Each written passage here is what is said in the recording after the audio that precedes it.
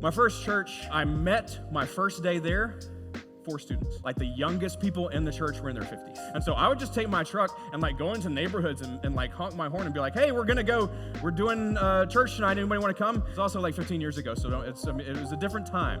They would get in the back of my truck and we'd take several trips, right? And finally we get like all these kids there that are excited about being there. They're excited about somebody just caring enough to invite them to church, but then they start understanding what it is to follow Jesus, and they see this church as the place where God has met with them as their community, and there's this cool intergenerational thing happening where all these old people start to see these students as the ones who God has brought here to be a part of their fellowship.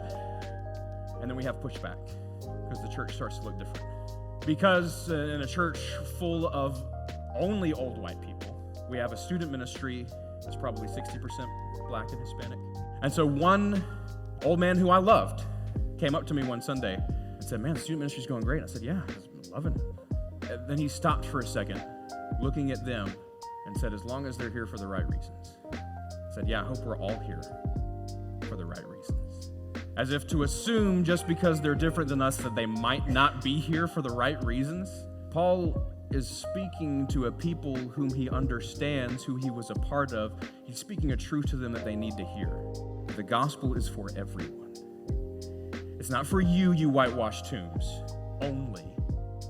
God is doing something among you that you refuse to understand because you have placed your borders around it and have decided that it's yours. It's not. This is what God is doing. And he's calling you to be a part of it, and you are rejecting it because it's bigger than the vision you have for God.